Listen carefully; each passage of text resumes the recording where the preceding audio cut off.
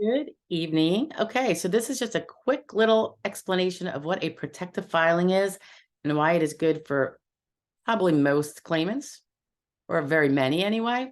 Okay, so generally, you have not applied for Social Security Disability or SSI until you have completed all of the mandatory parts of an application. Sometimes it's hard to know what those things are. Sometimes it requires an actual hand-signed application um, before they will consider it actually filed. So it's kind of hard to know when.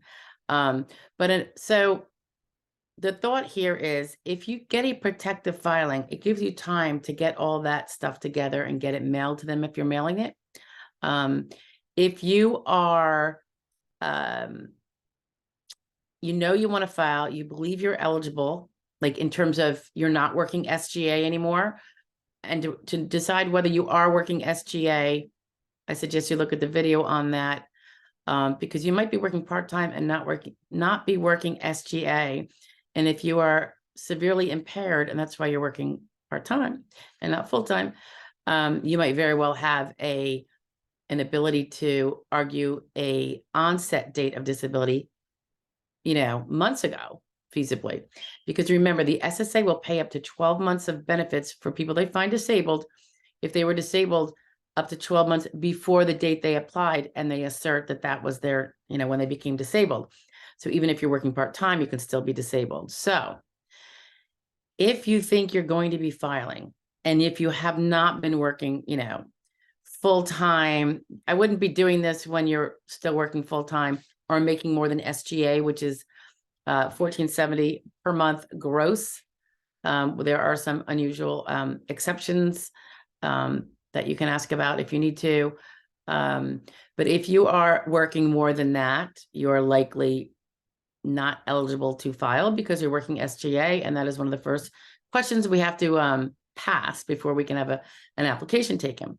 But if you are working something less than that, or not working at all, and you have these severe impairments, and that's why you're not more out and about working and otherwise, you can get a protective filing date now for this month. And what that means is gives you time to breathe and think about whether you're going to file, not forever, but some time, and I'll get to that in a minute. It also gives you time to, if you're going to do it online, figure out where you're going for that, read all their stuff, get all your information together to make that application. Or if you're going to be getting an attorney to help you along the way, it might give you time to get one. This is particularly important at the end of a month, where if you don't move fast, you're going to lose, let's say it's April. Well, what are we in now? May. You could lose May as being, or 12 months ago, if you were disabled 12 months from today, that one is about to scroll off the board as ever being collectible. So if you had a protective filing for now you're protected May. Let's say you weren't going to get your application in for 4 months because it's a lot of paperwork. But you had a protective filing date now. When you finally got your application and everything required for that first step in, they can count May as being the date you applied and not June, July, August, September. Because again, it's particularly important for those that have prior back months where they could have applied. It turned out they weren't earning too much. And they did have the severe medical problems that they found to be disabling from full-time work. Those things can now be paid because you stopped the blood flow, so to speak, of all those months scrolling off the board because you haven't applied. Because again, the retroactive payments, should you prevail, will never be more than 12 months worth of payments before the date you applied. So that protective filing date clinches that application date now when you get it. It's very easy to go get. You can go to ssa.gov, follow the buttons, links for applying for disability, and start the actual application. You don't have to put anything too heady in.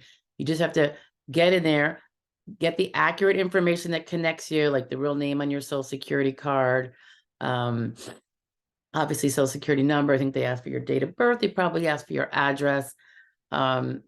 It's very few questions though, and it will connect you in there, and then they'll pop you up with a reentry number, and that's going to protect your filing. You're going to want to print that, save that.